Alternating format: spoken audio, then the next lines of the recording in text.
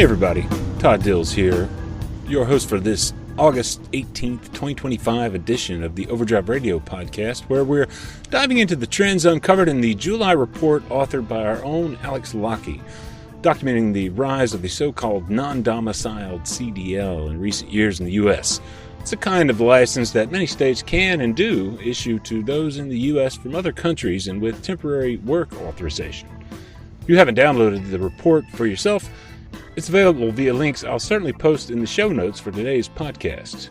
We think you'll find it illuminating, no doubt, as but a year ago, certainly true that very few around trucking had even heard the non-domiciled CDL term. And then comes this non-domicile license. I think I learned in the last 7-8 months that there's a thing like that. That's the voice of one of our guests for this Overdrive Radio edition. Dhillon is the leader of the North American Punjabi Trucking Association, headquartered in California. And as noted, he'd not known there was even such a thing as a non-domiciled license as of the first of this year.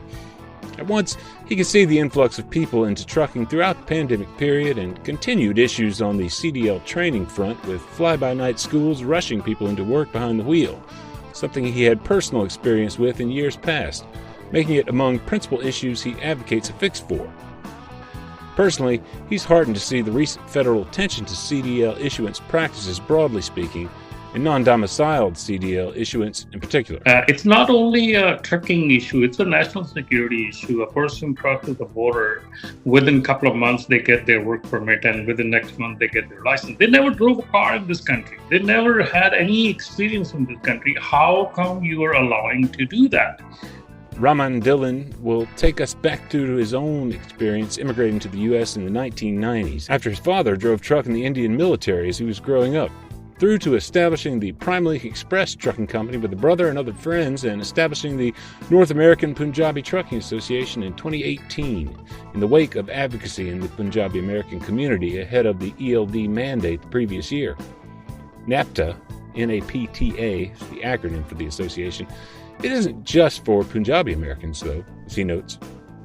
The association, the NAPTA, is for everyone. It's not just for Punjabis. It was set up by Punjabis, but it's set for everyone. Anyone can be a member.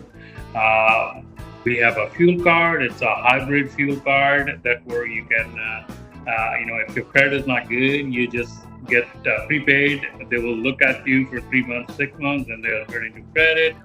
We got a Michelin national account. You can get the same pricing as a 150 truck company. Roadside service provided through Michelin. Factoring, you name it. I mean, we pretty much got like 40 to 50 vendors that are providing excellent services to our members. And we pre-negotiate everything. We work on their behalf to make sure that they're getting the best deal. And then we stay behind that so that that vendor is providing actually what they're saying. On the other side of a break, we'll dive in with both Dhillon and our own Alex Lockie, who will chronicle just how he came to author the 20-page report documenting non-domiciled CDL issuance in most states around the nation. Like I said, if you haven't read it yet, give it a whirl. As Alex Lockie puts it, I look at it as like just kind of a factual framework to go off of everything on that. We have maps in the report. You can look at the maps. We have a detailed write-up of every single state and what they told me. Look at your state. See where your state is at on this. I think you'd be surprised. That's right. You might well be surprised by what you find. Keep tuned for more on that. Hot weather, dry roads, dust blowing through every vent. Summer's tough on your diesel engine, and bad fuel makes it worse. Howe's Diesel Defender cleans your system, fights wear, and boosts lubricity, keeping your engine cool, clean, and protected. Now available in half gallons, quarts, and the all-new 15-ounce bottle, perfect for diesel pickups and smaller tanks. When the heat's on, defend your diesel with Howe's. Find it at retailers nationwide and on Amazon. You can find more information about Howe's full line of fuel treatments at HOWES, Howe'sProducts.com. Now, here's NAPTA leader Dhillon, telling his personal story of immigration to the U.S., stretching back to a boyhood in India, the son of a truck driving and owning father. Here we go. My dad, he's been driving since he was 16. and then he joined the Indian Army, and he served 32 years in Indian Army. In Indian Army again, he was in the service or the supply corps that were they supplied goods to the front battlefield and everywhere. So Right. he was in that, and then after retiring, he opened up his trucking company, and he had the mid-sized trucks back in the country. And I was going to college at the time when I was helping him, and then I started driving over there. Did some little bit of a work while I was doing my bachelor's. So I did my bachelor's in computer applications in 1989, and Okay. then in 91 I migrated to US.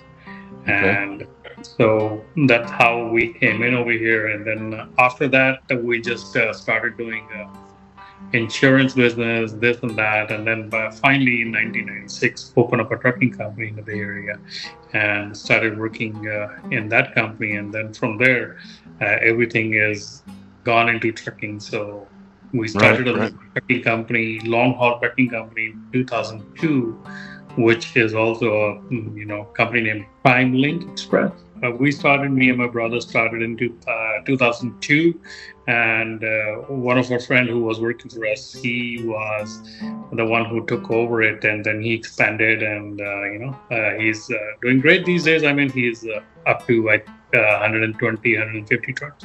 How long have you been sort of out of the trucking business ownership world yourself?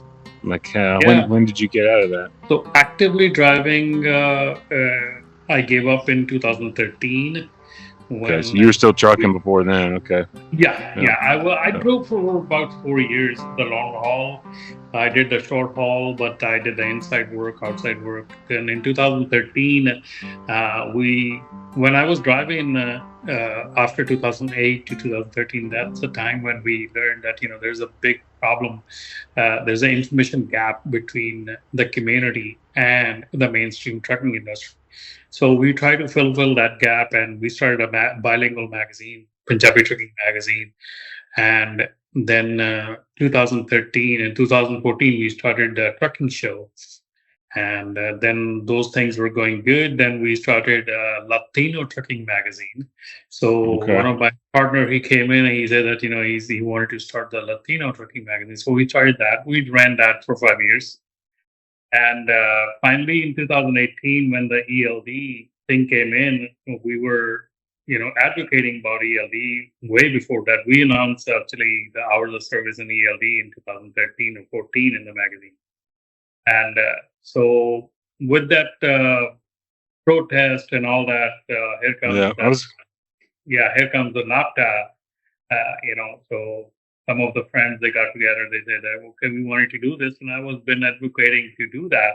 So we finally founded NAPTA, and the NAPTA grew from about 6 companies. Right now we have membership number is about 2,400, and it's growing every day. It's growing, and we do in NAPTA, what we do is we mostly provide the support services. We provide them, we do bulk buying on tires, fuel, everything. And then we pass on the saving to the members. We guide them. We work with the administration. We bring whatever the rules are coming in, and we take them out to the public, to our community in their own language, so that they're easier to understand and easier to to work with. So this is basically what my job is these days. Besides helping in the business. Most of the time I attend calls simply just because of that. It's one thing to understand and be able to communicate in English proficiently enough to satisfy bedrock safety requirements over the road, but understanding the complexity of regulatory finer points, Dhillon found, was lacking in some ways for the Punjabi and other immigrant communities out west, in other words. That's where NAPTA comes in with this communications.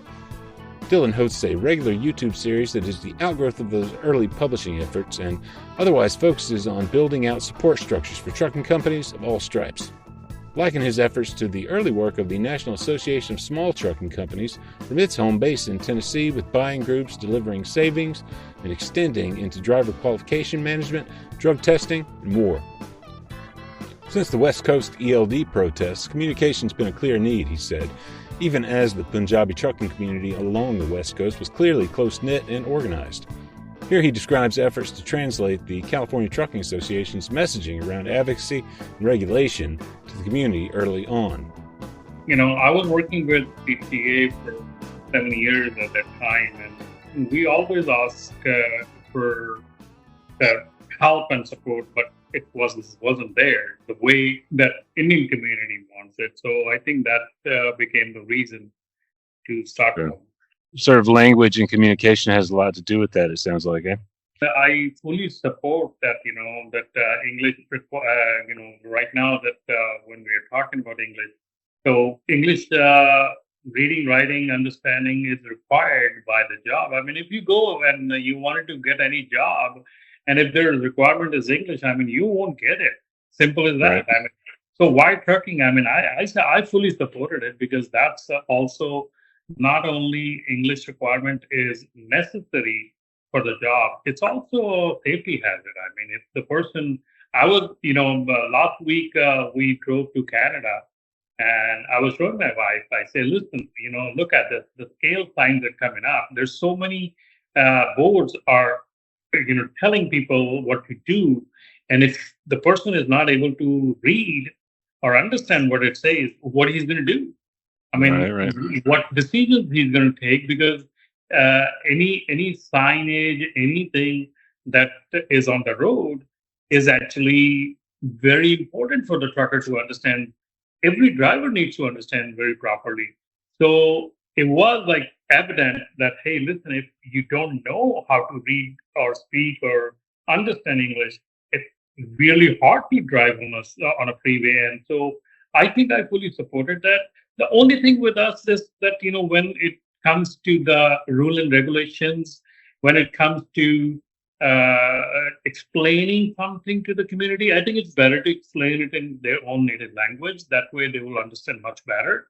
Yeah. Our focus is to that point. So we are not, as a association or my personal thing, that I don't want to, people think that, we promote the native language. Yes, we promote the native language for the basic, their own reasons.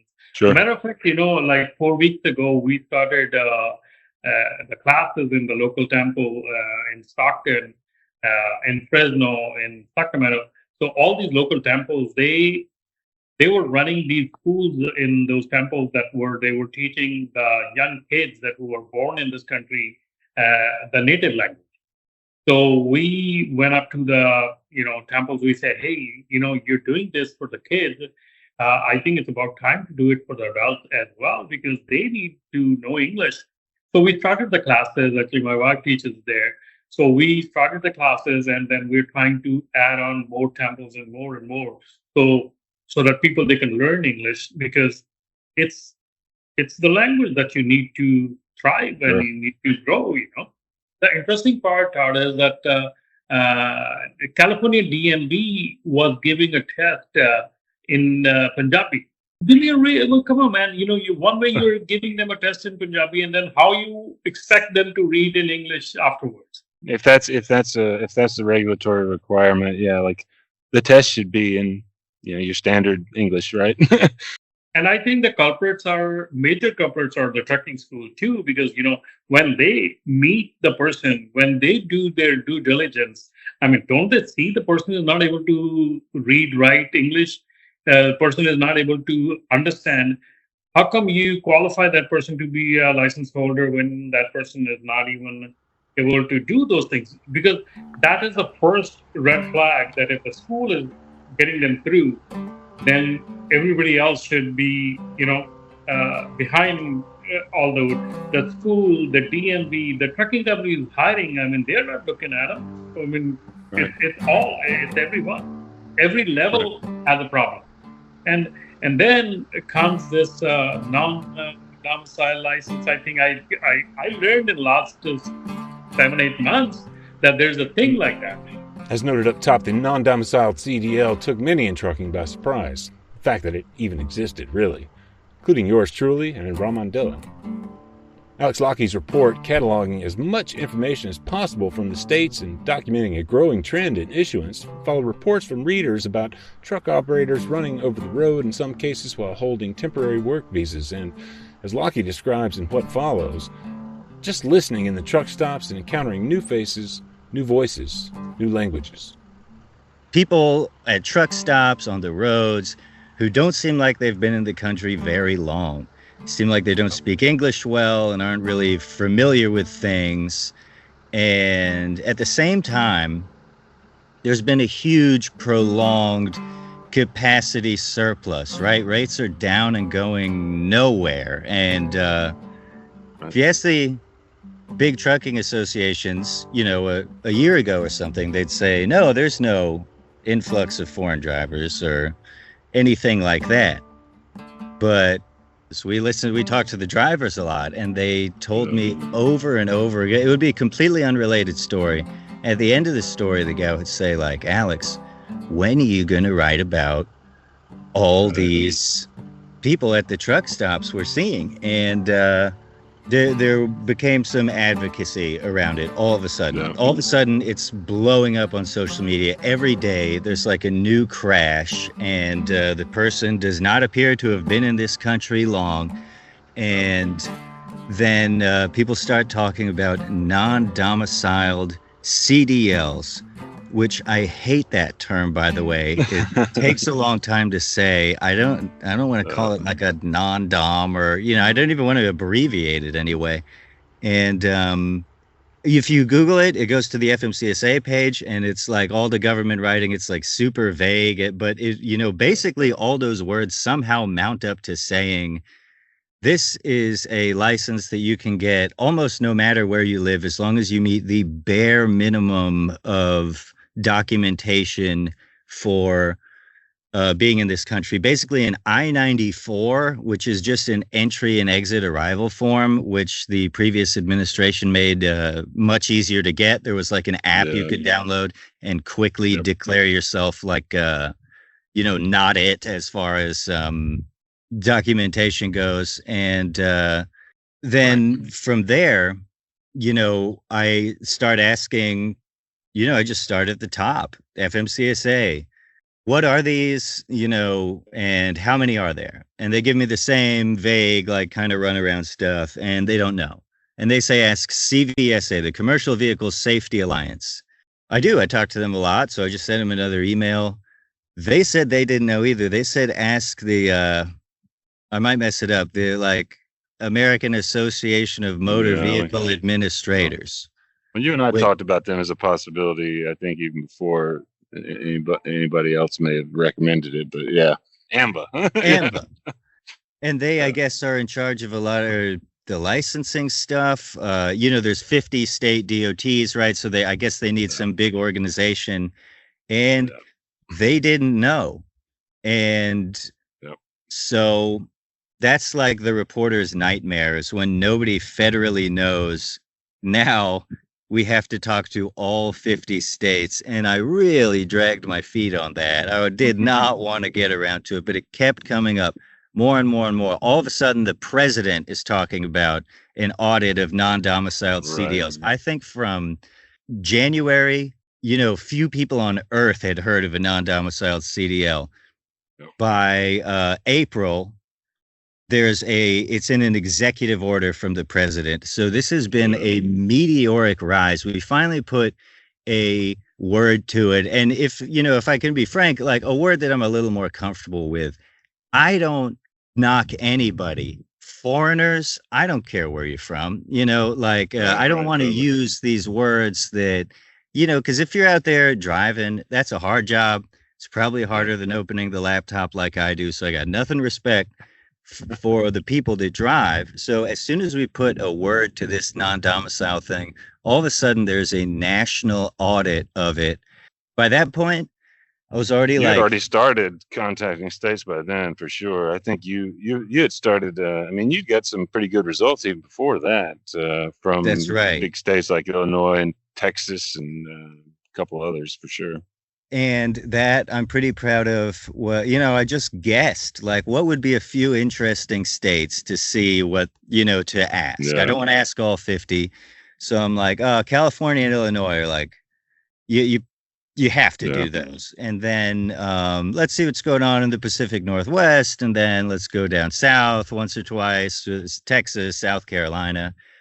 So I emailed all of them, and Illinois was like winning like a lottery scratcher. It was like, what? They gave me the info because it showed that Yeah. in 2025, as of April, it was 40% of all CDLs were going to people who were not domiciled in the state, likely not Yeah. domiciled in the country. I have to shout out to OIDA's head of state affairs. Right. I think his name is Doug Morris. If that's not true, then just AI my voice or something. Lockie's correct. No AI here, though. Morris's full title is Director of Safety, Security, and State Affairs for OIDA. Morris gave him a tip early on.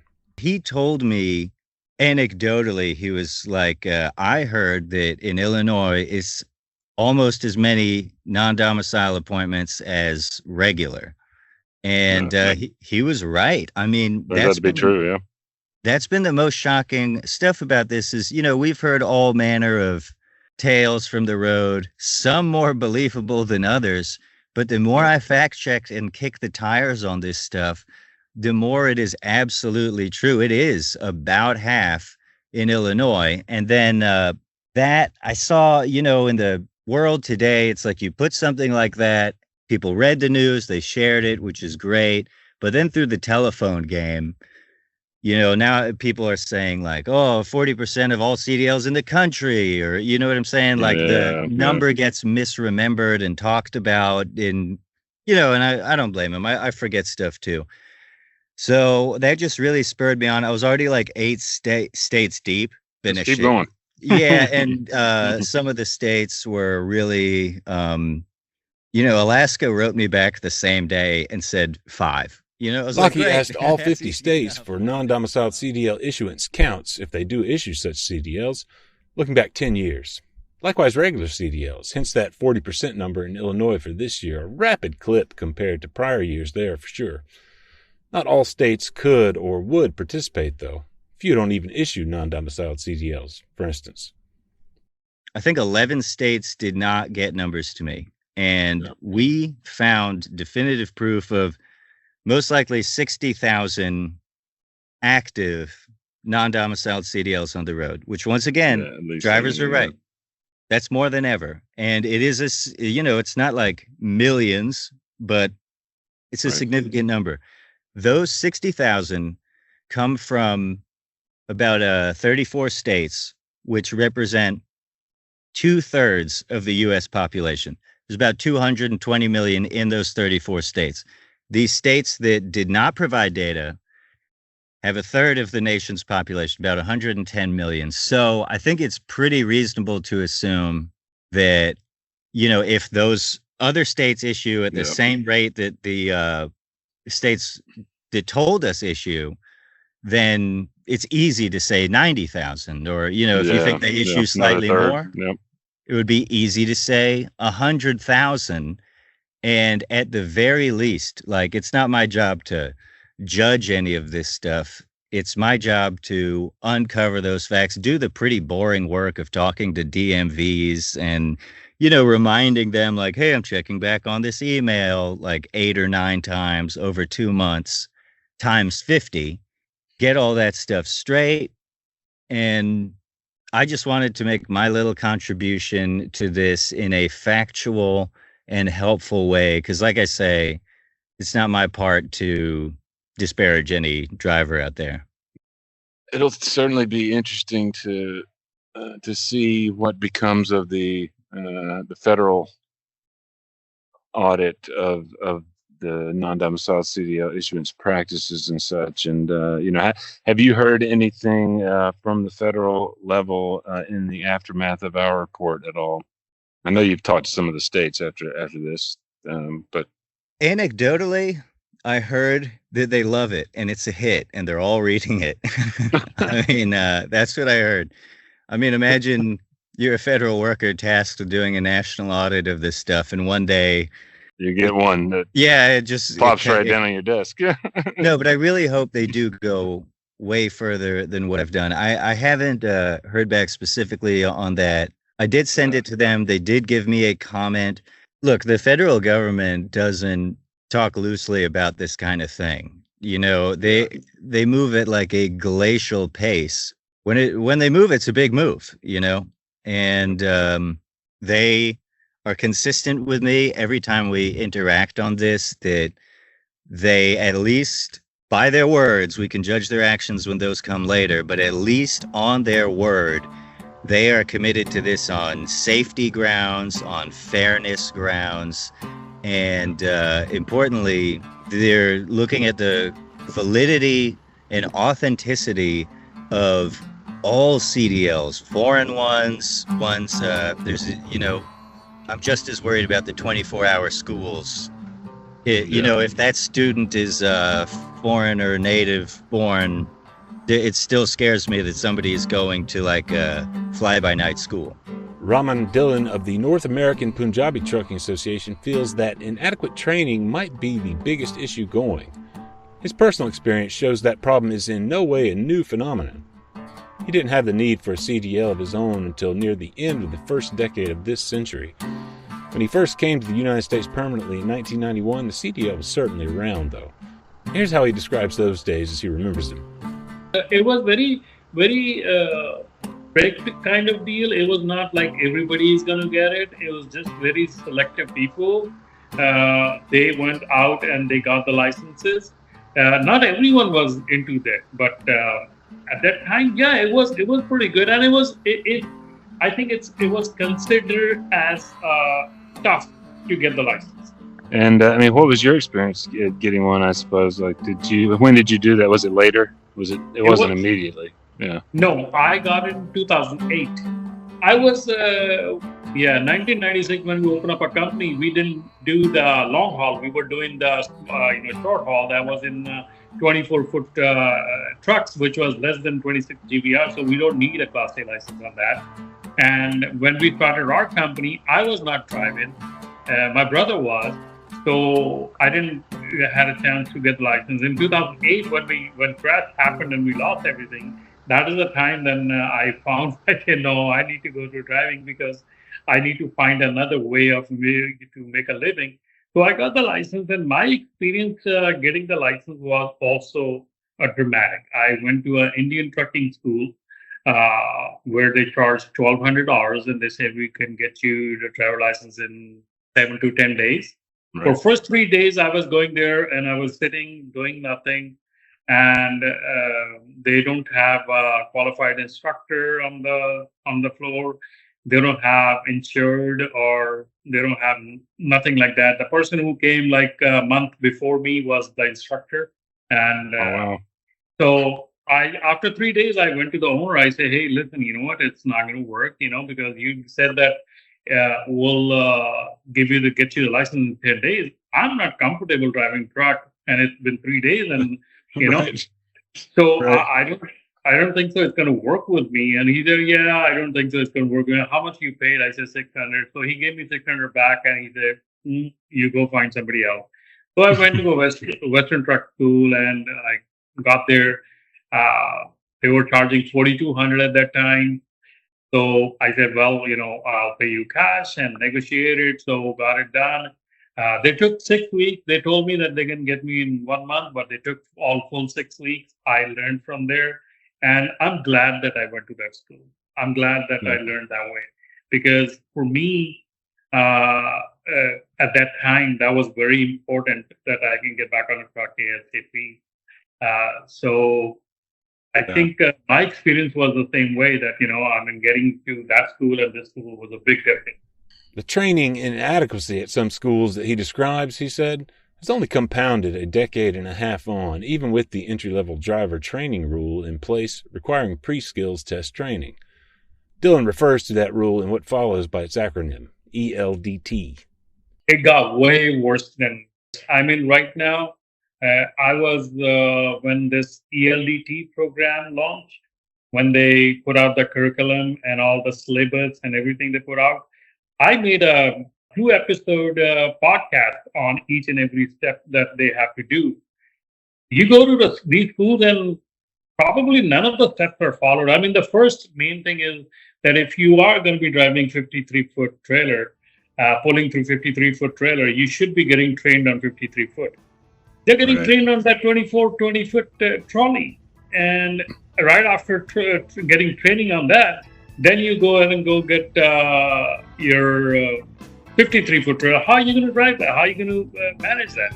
Raman Dhillon thinks about further the rising issuance of non-domiciled CDLs to foreign workers in the U.S. temporarily in the context in which he sees most in the Punjabi American community out west come into trucking. That is, not temporary, but with permanent resident status, with a green card and that status at stake, tying it back then to the training inadequacies he feels are legion. I think it's a big issue. It's a huge. First of all, when somebody has a green card or maybe a citizen, the basic thing is what they got to lose. You know, when you have your citizenship on stake, when you have your green card on stake, you will pay attention to things. When you have no status, I'm not saying everyone is bad, but there's nothing to lose. You know, I mean, right now, I just saw the article, I think, in Overdrive about that the people that they put out of service because of English language. Dhillon references there the MC Advantage analysis reported by Alex Lockie showing correlation between actually non-out-of-service English language violations in the past and subsequent crashes on a truck company's record in the future. Companies that who are hiring that drivers, their crash rating is double than the national level. Right. That tells the story. I mean, that's it. And I think that is very important because I think they cut corners, and there are schools, there are people that who are cutting corners for these people, and they're turning their eyes away and let these people slide through. I think trucking is a great profession, and people should be very responsible for this.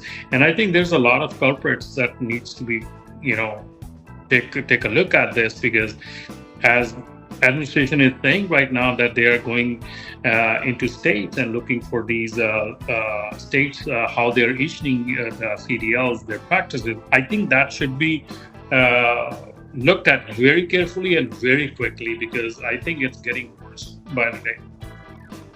As for our report chronicling information from individual states about non-domiciled CDL issuance, Lockie hopes it does what good reporting always does, provides a fact-based window on a part of the commercial credentialing system that, heretofore, as Dhillon likewise noted, was in the dark.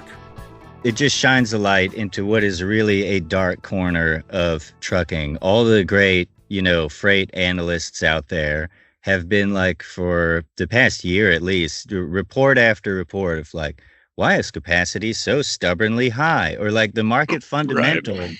is almost like a decoupling occurring between the whole market for years and years and years. Everybody knows, everybody tells me is, rates go up, capacity booms, and then the excess capacity comes online, drags down the rates, and then capacity exits. And nobody knows what's going on. And it's so easy to forget. We just lived through a wild COVID shock, some novel political strategies from both sides politically. I'm just going to say that they were new, but especially on the immigration front, and hard in both directions. And when the world woke up from COVID, I mean, trucking never went to sleep, but the world, we all went and worked in remotely and stuff.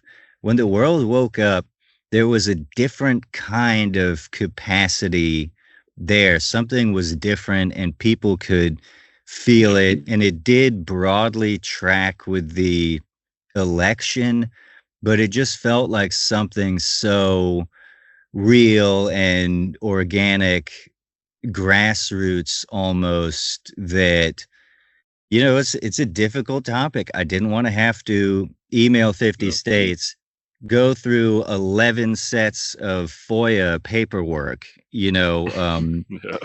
It's easier to just write a story about a cool truck. Yeah, I know. I just write a story about a cool truck. We exhausted all the federal resources, even at the Department of Labor, the Immigration Services, CBP.